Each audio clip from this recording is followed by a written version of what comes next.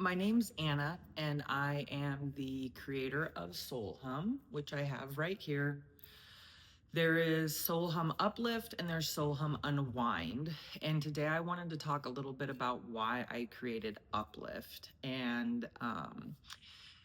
So, as many of you know, I definitely, and many of you don't know, but I struggled with an alcohol use disorder, aka alcoholism, and that was a very difficult journey for me.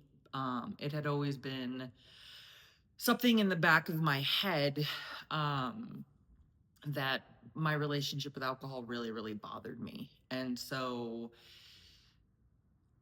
I think that it was very complicated for me to become sober and free of alcohol because there was a genetic component and there was mental health things going on that I was not really getting properly diagnosed.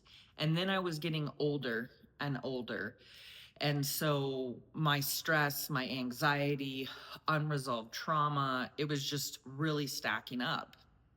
And so in 2019, a catastrophic event happened in my life. My brother and sister in law passed away, and they died very unexpectedly. And so it wasn't just losing them. I, my brother and I worked side by side for 10 years building a company, not in the non alcoholic space, but he was my best friend and he was somebody that I really looked up to. And we talked about a lot of things. And in a way, I think we guided each other, or at least our relationship kind of kept some of the things plaguing me a little bit at bay. Now, before they passed away, I was already struggling with my drinking. And in fact, so much so that my brother had started to talk to me about it. He's my older brother. He was in recovery for alcoholism. And I had even started attending AA meetings. And so, about a month into that, I get a phone call at night and it's their nanny. And she is like, they're not waking up, they're cold, they're not moving, they're not responding. And I thought, of course, this has got to be a joke, or oh my gosh, they've been partying and now it's my turn to bust them. I certainly did not think I was going to be going and finding out that the two of them were gone, but that is exactly what happened. And so then um, I lasted maybe about a week, if I'm being completely honest, 5 days before I started slipping back into drinking. We adopted their two girls. My husband and I already had two boys. And in full transparency, my husband and I had been having some problems. And so when all of this happened, all those problems just went on the shelf. And the two of us came together to try to figure out, what are we going to do? We went from being a family of four to a family of six. And then this disentanglement had to happen for the business piece and figuring out what I wanted to do with my life. I had no interest in staying in the industry I had been in or continuing to grow that company without my brother. And Hannah, his wife, also was a part of that company, a very big, integral part of that company. And so I was done. And so I started to flirt with disaster with the drinking. It was already, it was getting worse. But then COVID hit. And it was a blessing and a curse all at the same time because really the whole world just stopped. And it was great for trying to sort out a blended family. And they were all youngsters. And it was just one of the most chaotic times of my life. And so the drinking continued to get worse and worse. And so what's very interesting about that is, like, while all of the drinking was get worse, like, it's just like such a weird dichotomy, right? To be somebody that struggles with addiction, because it's like you have all this life going on around you, have all this beauty. I was still creating, I'm still wanting to survive. I have these four beautiful children, and like, so it wasn't all bad, but like living inside of my body, I was, anxiety was through the roof. I'm not sleeping. It's just like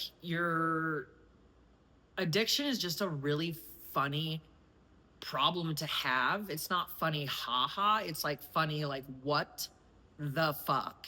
Because inside of myself, like I tell people, if you could have looked inside of me, if you saw what I was feeling like inside, and I'm at a park and I'm smiling and I'm laughing, you would be like, oh my God, you're dying. I'm taking you to the ER.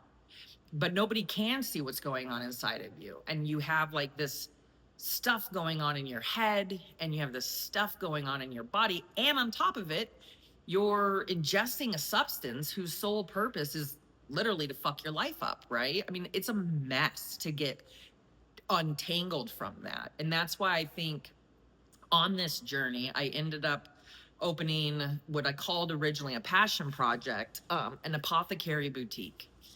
And the story of how that even came to be was so I had a couple retail spaces, and I had a lease that I was holding for a really long time while we were waiting for licensing to get through. And so, in an effort to mitigate the cost of the lease, I started to explore how could I get this thing to at least make some money while we're getting through the licensing. And so one of the ideas I had was to bring in this apothecary piece because it's plant medicine. And so I had started doing this research and finding these independent brands and just falling in love with the stories behind the brand.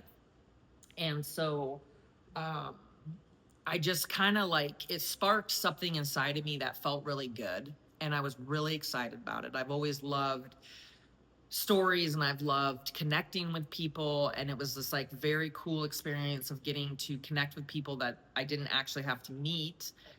Keep in mind, we're in the middle of COVID, you can't meet anyway. And so I'm like, oh, I'm going to do pop-ups. I'm going to test this out, see if it can work, because that particular retail space I had started this process for, I was able to slam through the licensing, and so no longer did I need to do it there. Well, while all of this is going on, I stumble across an opportunity to rent a retail space, very reasonable, down in Belmont Shore in Long Beach, which I love that area, and I was like, I'm going to do it. And so I did. Well, while working on that, I had not fully come to terms that I needed to figure out, how am I going to get alcohol out of my life? And that's really where that very big struggle came, because I didn't even want to say it out loud to people that I knew that I, like, in my head, alcohol was like the fix. Because at the time I didn't completely understand it, but I was really suffering from a severe anxiety disorder. Alcohol is a depressant, and it does have addictive qualities. And so anytime that anxiety was coming up, I would drink alcohol and it would depress it, and I could be fun. So I thought, until I wasn't. Um, and the other part of all of this was I kept advocating for myself that I felt like my drinking was very secular. There would be these points in the month where I just felt out of my skin. Like I would have just this, I just couldn't get myself to feel like a normal human, like calm, and it like lived inside of my body. So I did my own research, and I basically self-diagnosed myself with PMDD, which is premenstrual diaphoric disorder. Stress and trauma can make it severe. And I think that obviously the stress and trauma of losing my brother and sister-in-law made it incredibly severe. And so I struggled very much on my own, and people tried to help. People say things like, just, you have to stop drinking. And it's like, wouldn't that be nice if I could? Um, that wasn't going to be the case. And so it finally got bad enough that I attempted to go get help. It was not the right fit for me.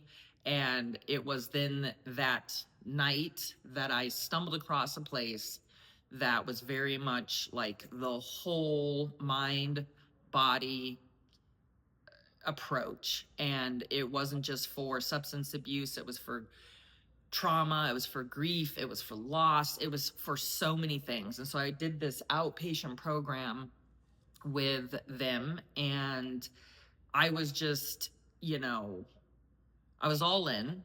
I still struggled and I did relapse a couple times, but the seeds were really starting to plant in my brain. And then the process of slowing down to start bringing my central nervous system back in alignment, and then while doing that, getting help to understand what was going on. And I finally met a great psychologist who diagnosed that I had the PMDD.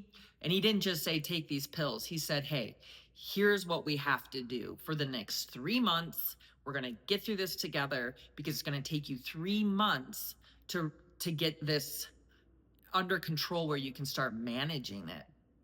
And I met a fantastic therapist who, and it's just such an interesting story because I find this place, and I can save this conversation, I guess, for another day, but I'm just going to go for it. I find this place, and there ends up being ties to people at this place, to my brother and Hannah. And it was like, whoa. I meet this girl. She's very young. She's like in her 20s. And she is in a sober living. In group, I shared my story and some of my frustrations of like what I was going through with trying to be a mother to my nieces and all these things. And because that story resonated with her, because she had lost her mother when she was young, she ended up sharing it with the house mom. And the house mom was like, wait a minute, what were their names? And this girl tells, I think their names were Mike and Hannah. And the woman completely freaks out.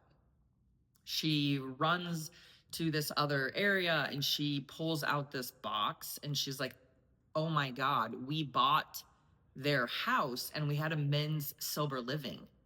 And there was these items we found, and I kept them because I always figured because they were items that related to their daughter, my daughter. And there was a wind chime in the back, and I had purposefully left that wind chime because it had their names. It was from when they got married, and it was just way too painful for me to take.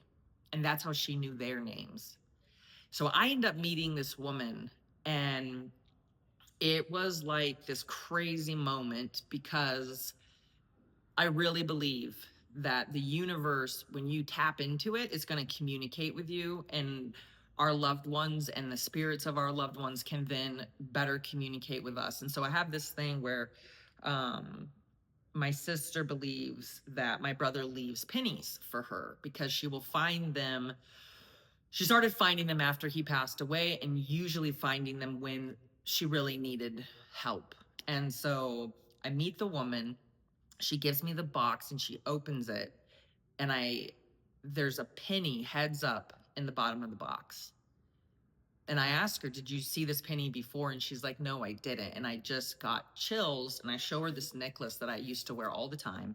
It was my brother's like coin when he left his recovery center, Crossroads, and I had kept a few pennies in there that I had found that were just too wild to not keep. Like where I found them was like I would stop and get chills, and I was like, oh my God. Like I found this place. I think I was guided here, and that's really like that was a big part of that sobriety journey, because I was like, that in that moment I was like, you're not gone, Mike. Like you're not physically here with me anymore, but you are rooting me on. Like you can do this, Anna. And the part that was really hard for me was coming to terms with having lost them to an accidental drug overdose, because I felt very confused and conflicted. And I also had this feeling about my own sobriety journey, which was like, here were two people, specifically my brother, that had been sober for 11 years, actively sober, and I didn't have a clue that at some point they had started to monkey around with things. I mean, it didn't make any sense to me. But what it really did make me feel was like, my sobriety can't just be something I do and then I go back to my life, because I just felt so strongly like, if it can, like, there's got to be more to this sobriety thing than just getting sober. And that's really where Soul Hum ended up coming from, because I had this apothecary boutique. We ended up opening a non-alcoholic bottle shop inside of it, and it ended up turning into a full-blown non-alcoholic bottle shop and bar, bringing along the apothecary and these independent brands. And I just was like, felt like this has to be my way of life, because I cannot forget that sobriety is about this like willingness to feel all of the shit that you have to feel, but be willing to feel it. Don't try to numb out. Yeah, you might need help, and that's what plants do. They help me. Yeah, you might need to be on medication, and these plants can be a complement to that, right? But alcohol, drugs, even marijuana, like, those are not, you can't make an argument with me that there's ever a place for alcohol in your life. And so I decided to do Soul Hum Elixirs because of a whole myriad of reasons. But the main drive behind it was, if someone can suffer in silence as much as I did, and there isn't a guarantee that I was going to make it. My brother didn't. Hannah didn't. And those aren't the only two people I've lost to substance abuse. Like, I want Soul Hum to be a message to anybody that feels alone or lost or hopeless. Like, hey, this is a conversation. You're not the only one suffering. You aren't alone. And if you're sitting in guilt and shame like I was, let this be a guide, because you aren't alone. This non-alcoholic movement, this sobriety movement wouldn't exist if it wasn't plaguing so many people, right? And so behind the brand is a mission, and the mission is not just to normalize sobriety, but really to be able to try to like broaden this reach, because I know when I was in the thick of it, nobody was laying with me when I couldn't sleep. Like, literally, I just wouldn't sleep, and I would lay there, my skin prickling, hot, miserable, my chest would hurt, I would be scared that, like, you know, because I would constantly just quit cold turkey. I would be scared, like, fuck, what if I have a heart attack? Like, what if I have a stroke? What am I gonna do? How am I, like, I have to figure this out. I have these kids and they need me. And all of that I did alone. All of that fear and that guilt and that disgusting shame. Like, Jesus Christ, Anna, what the fuck is wrong with you? How can you not get your life together? Look at you. I would look in the mirror and I would hate what I saw. And nobody was standing next to me carrying that burden. I didn't even know how to articulate that that's what I was going through. And I was so fortunate to be able to afford recovery. Not everybody gets to. And there's so many people that I think dance that line of like thinking I'm just going to get it together. But sometimes time runs out. And that's what happened with my brother and my sister-in-law. They got unlucky. I think that they would have figured it out, but the opportunity didn't present itself. Luckily with alcohol, sometimes I say this, like, luckily with alcohol, you don't have to worry about fentanyl. But alcohol is just as dangerous. And the other part is I was 38 years old when I learned that alcohol is a neurotoxin, that the ingestion of alcohol, pretty much your entire, like, your body's, it shifts into only worrying about getting the poison out because it views it as a poison. your metabolism, your liver. So, like, say you're eating an organic salad and it's a $20 organic salad with the best possible protein. You have 2 glasses of wine with that salad. Your body is not concerning itself with assimilating those nutrients. It's only concerned with getting that alcohol out of your system. That blew my mind. It really did. There is no moderation. There is no like, just a little bit. Like, and that's okay. If you want to consume alcohol, consume it, but consume it with honesty. Like, be honest with yourself. If you enjoy the feeling of alcohol, be honest with yourself. Don't tell yourself that, oh, a glass of red wine is good for my heart, or, oh, it's a social lubricant. That's the fucking stupidest thing I've ever heard in my life. There's a lot of ways to socially lubricate. And here's a thought: if you have to consume alcohol to be social, sit with yourself for a minute. Sit with yourself, ask yourself, whoa, what's going on? Because when I started sitting with myself, that's when the real conversation started happening. That's when I started to realize, whoa, I'm not okay. And nobody else can help me with my mental health. Professionals can, right? But I gotta wanna do the work. I've gotta want to hear what they're saying, implement it into my life, and be willing to do the work. And that's the fucking hardest thing I've ever done in my life. I've done a lot of stuff in my life.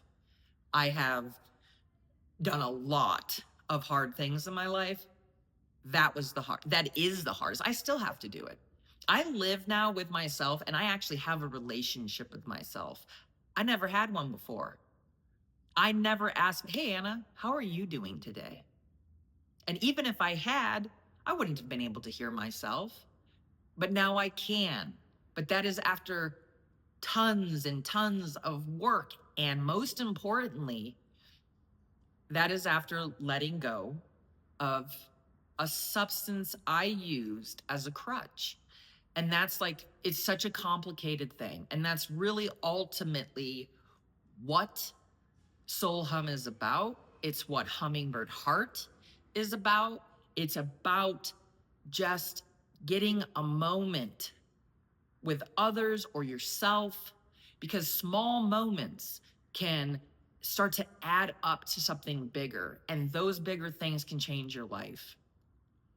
And I think that most pressing for me is just knowing what I felt and what I was living through, and knowing that there are so many others out there.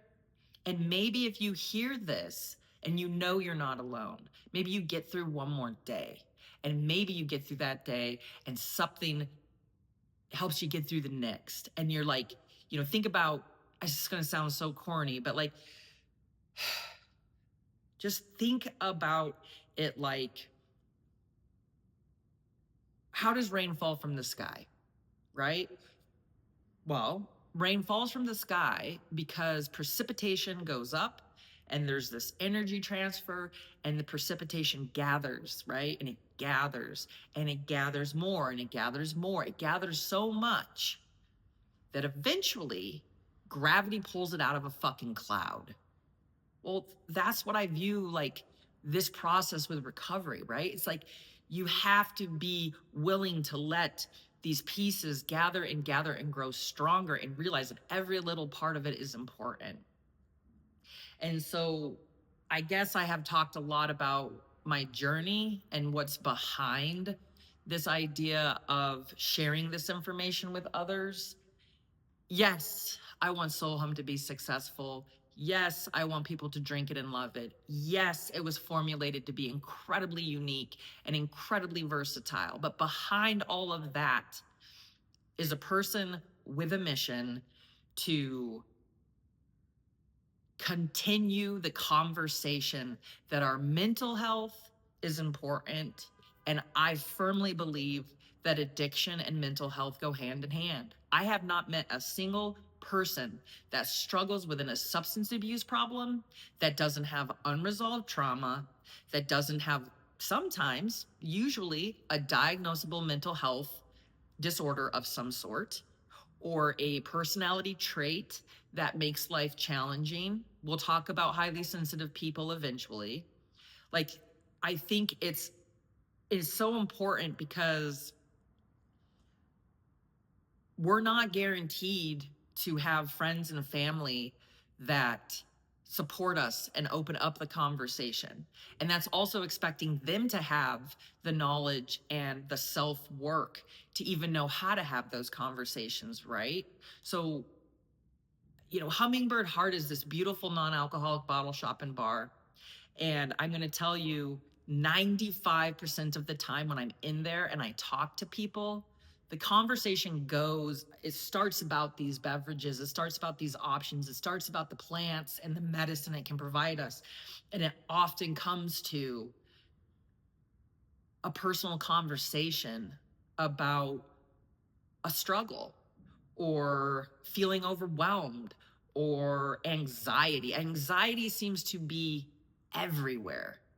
And anxiety is the perfect mental health problem to have and then abuse alcohol, right? Because anxiety can be depressed by alcohol.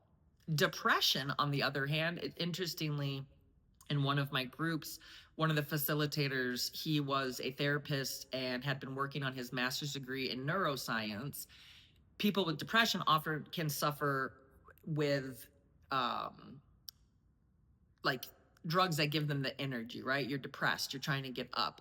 Anxiety, you're trying to get down. And so it's like even understanding some of that it's interesting because behind addiction, behind mental health, behind all of this, there is science. And I love the science because my brain wants to feel the spirit and have the mind and the body and the spirit connection, but it still needs the science because I can understand facts, right? That's just how I process information. Facts about the alcohol use disorder, because of brain scans, they're finding, your brain is just flooding with dopamine. So a lot of times other people that drink, brain floods with dopamine, they feel good, but it stops. Now you're getting sleepy, you're getting tired, whatever. Well, guess what? You know why I'm the party animal? Because I'm just flooding with dopamine. So, anyways, we're at about 30 minutes, and I don't want to go on and on any more than I have. But this is really just a chance to I just want to go for it. I don't want to try to be formal. I don't want to try to think, how am I going to make this very complicated formal podcast? It's just me talking. And right now I'm talking about my journey because it may help others. And we'll be getting back on here once a week. That is my goal. And I will continue to share more information about my drinks because that ties into my love of plants. And I do think that they can be very helpful. But most of all, just thank you if you did sit through this and you did listen. And if you do need help, please feel free to reach out. I don't know that I can be the one to help you, but I can certainly try to point you in the proper direction. And I just want you to know that I love you.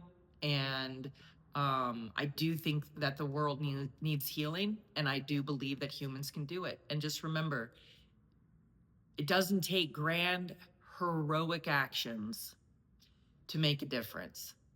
It's small decisions every day that start to add up. And then the next thing you know, you're looking back at all of that stuff. I know, I lived it. And you're sitting somewhere and you're saying, fuck, I did it. I got far enough away and did enough work and processed enough stuff that I can handle anything without a substance that could kill me, or worse, destroy my family. Because at the end of the day, if it was just me, I don't know that I would have cared about getting sober. But it isn't just about me. It's about 4 beautiful children. It's about actually 6. I have 2 nephews I adore. They're our future. And we have to be not perfect for them, but we have to be able to be truthful with ourselves so that we can be truthful with them. I mean, I think that can change the entire scope of the world. Anyway, that's for next time. Love and light, signing off.